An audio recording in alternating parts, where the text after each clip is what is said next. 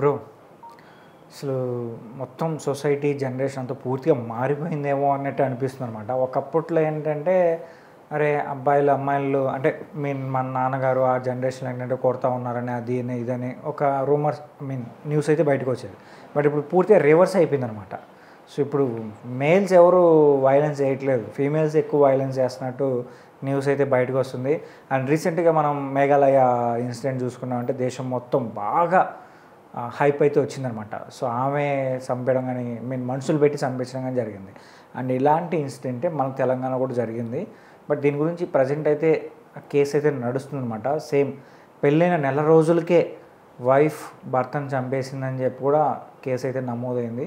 So అంటే ఏంటి society ఎలా మారిపోతుంది అంటే ఇప్పుడు దీనికి కారణం ఏంటి? ఎఫ్ఐఆర్స్ ఒకటే కారణం అంటారా, లేదంటే పేరెంట్స్ ఏమన్నా ఇష్టం లేకుండా ఫోర్స్ చేసి చేస్తారంటున్నారా? అంటే ఇది అనేది చాలా కేసెస్ ఉంటాయండి. మీరు అన్నట్టుగా పేరెంట్స్తో ఫస్ట్ ఒకటి ఒక ప్లాన్ ప్రకారం కుటుంబం అంతా కలిసి చేసే మోసం, లేదంటే ఎఫ్ఐఆర్ వల్ల వచ్చే జరిగే నష్టం, లేదంటే లాంగ్ టర్మ్ రివెంజ్. ఎప్పుడో కాలేజీలో అన్యాయం చేశాడనో లేదంటే ఎక్కడో చేశారనో దాని తర్వాత ఈ రకంగా రివెంజ్ తెచ్చుకునేది కూడా ఉంటుంది. సో అంటే ఎక్కడి నుంచి రివెంజ్ మొదలవుతుంది? సినిమాల ప్రభావం. సో సినిమాల్లో కొన్ని సినిమాలు ఏంటంటే చిన్నప్పుడు ఎక్కడో గిల్లాడనో కొట్టాడనో అది గుర్తుపెట్టుకుని పెద్దయినాక చంపేసే వాళ్ళు కూడా ఉన్నారనమాట. సో అట్లాంటి సినిమాల ప్రభావం కూడా ఎక్కువ పడుతుంది అనమాట. లాంగ్ టర్మ్ అనేది ఎక్కువైపోతుంది. లేదంటే ఇప్పుడు కొత్తగా ఇప్పుడు యంగ్ కొంచెం భర్త ఎక్కువ అలసిపోతాను, లేదంటే వాళ్ళకన్నా చిన్నవాళ్ళు వయసులో చిన్నవాళ్ళతో ఎఫ్ఐఆర్లు పెట్టుకోవడం. సో ఇట్లా జరుగుతుంది. లేదంటే బాగా డబ్బును వాడితే ఎఫ్ఐఆర్ పెట్టుకోవడం. సో ఇట్లా పలు రకాల దీంట్లో ఒకటని మనం చెప్పలేం. సో కొంతమంది ఏంటంటే పెళ్లి చేసేటప్పుడే పిల్లకి తల్లిదండ్రుల నుంచి ఉంటుంది, ఇది అవని ఇది ఒక 6 నెలల్లో నెక్స్ట్ ఇంకో పెళ్లి చేసుకో, అట్లా తల్లిదండ్రుల ప్రోత్సాహం కూడా ఉంటుంది అనమాట. సో ఏ కేసులో ఇట్లా బలవుతున్నారు అనేది తెలియదు. సో ఇదివరకు ఏంటంటే పెళ్లి కొడుకు భయపడేవాళ్ళు, అమ్మ వీడు సరిగ్గా చూసుకుంటాడో లేదో. మనం రాఖీ సినిమా చూసుకుంటే హీరో చెల్లిని వెంటనే తీసుకెళ్లిపోయి కిరోసిన్ బస్ రోజులు మారిపోయాయి. ఎప్పటికప్పుడు జనరేషన్ మారుతుంది, రోజులు మారిపోయినాయి. ఈ రోజు ఒక పెళ్లి చేసుకోవాలి అంటే ఆడపిల్లని మగాడు భయపడే పరిస్థితి వచ్చింది. వాళ్ళు ఏం చేస్తారో, మన పరిస్థితి ఏంటో. సో ఎందుకంటే అంటే మగాళ్ళకి బుద్ధి వచ్చేలాగా చాలా ట్రీట్మెంట్స్ చేశారు ఒకప్పుడు జరిగిన దానికి. సో ట్రీట్మెంట్స్ ఇచ్చారు బాగానే. మగవాళ్ళు భయపడుతున్నారు, ఈరోజు కంట్రోల్లో ఉంటున్నారు. ఈరోజు కంట్రోల్ మీరిపోయింది ఆడవాళ్ళు అనమాట. సో ఖచ్చితంగా ఈరోజు ఎట్లా ఉందంటే మీరు అన్న పాయింట్ బాగానే ఉంది. ఎలా అన్నారంటే మేల్స్ చేంజ్ అయిపోయారంటే ఒకప్పుడు ఎలా ఉందంటే ఆధిపత్యం అనేది ఉండింది.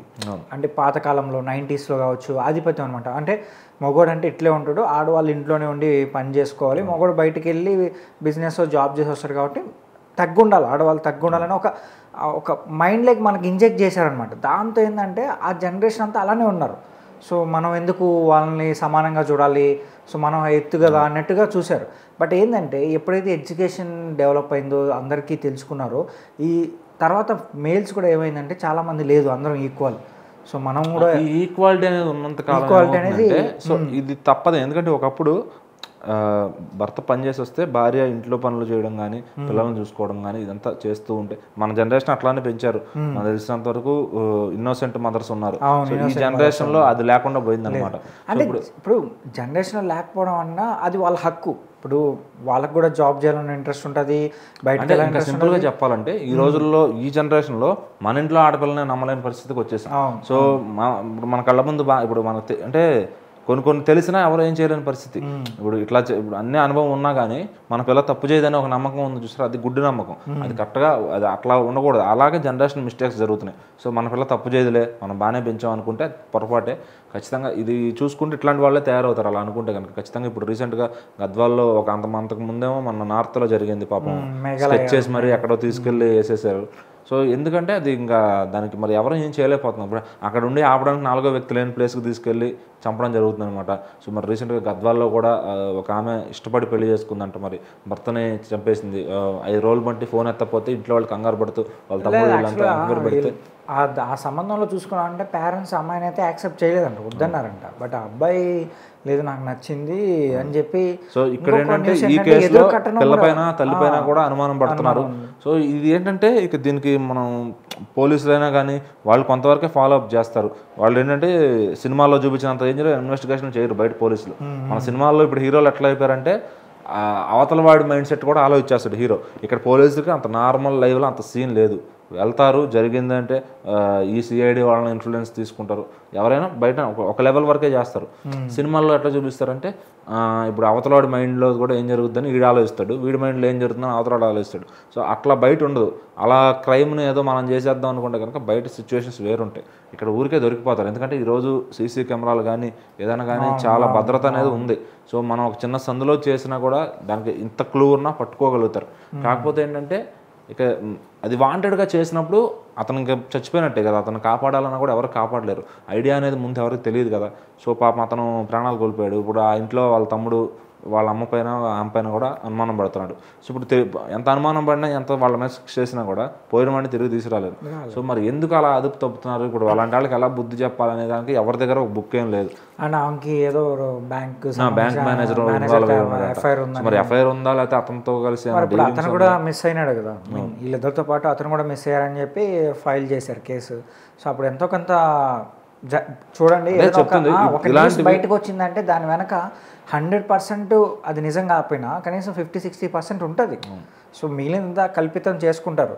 బట్ మనం దాన్ని పట్టుకుని పూర్తిగా అంటే ఈరోజు ఎట్లా వచ్చిందంటే ఒక ఇంట్లో కూర్చునే లేడీస్కి థాట్స్ వెబ్ సిరీస్లు ఇస్తున్నాయి. ఆ వెబ్ సిరీస్లో ఈ రకంగా చంపొచ్చు, ఆ రకంగా చంపొచ్చు, క్లూ లేకుండా చంపొచ్చు, క్లూతో చంపొచ్చు. క్లూ ఒకవేళ అలాంటి వాడికి దొరికిపోతే ఏం చేయాలి, ఒకవేళ ఈ పోలీసు వాడు కొత్తగా వచ్చి ఇన్వెస్టిగేషన్ చేస్తే ఏం చేయాలి. సో అట్లా రకరకాలుగా చూపించి ఆడియన్స్ని ప్రిపేర్ చేస్తున్నారు అనమాట. అంటే ఇంకొక మర్డర్కి ప్రేరేపించేలాగా, ఇంకొక ఇద్దరికి ప్రేరేపించేలాగా. మనం చూసినప్పుడు బాగుందిరా, అబ్బా వాళ్ళే తెలివిగా చేశారా అనుకుంటాం. బట్ మన లైఫ్లో ఆ సిచ్యువేషన్ ఎదురైనప్పుడు మనం కూడా అంతే విధంగా చేయాలని వీళ్ళు నేర్చుకుంటూ ఉన్నారనమాట. సో ఎవరికైనా, ఒక లేడీస్ అనే కాదు, ఎవరికైనా వెబ్ సిరీస్లు కానీ సినిమాలు ఇంపాక్ట్ కానీ బాగా పెరుగుతుంది. సో కొంచెం సమాజానికి మంచి వైపు ఎక్కువ రిఫ్లెక్ట్ అవ్వరు కాకుండా చెడ్డ వైపు ఎక్కువ రిఫ్లెక్ట్ అవుతారు. సో ఈ థాట్ బాగుందిరా అని అది తీసుకుంటున్నారు అనమాట మైండ్లోకి. సో మరి ఇక దీన్ని ఆపాలంటే ఎవరో కూడా గవర్నమెంట్ కానీ పోలీసులు కానీ జరిగే ముందు ఎవరు ఆపలేరు. జరిగిన తర్వాత వేసే శిక్షలైనా కొంచెం పబ్లిక్గా ఇట్లా జరుగుతుంది మానుకోండి అని చెప్పే విధంగా కొంచెం వాళ్ళు దాన్ని ఏమంటారంటే ఒక కోచింగ్ లాగా ఇస్తే. బట్ ఇప్పటికి కూడా ఒకటి అయితే ఉంది, అమ్మాయి తప్పు చేసినా కానీ అమ్మాయిని ఫేస్ కానీ అమ్మాయికి సంబంధించిన డీటెయిల్స్ ఏం రివీల్ చేయరు. బట్ అబ్బాయి తప్పు చేసినా రివీల్ చేస్తారు, అబ్బాయి తప్పు చేయకపోయినా రివీల్ చేస్తారు.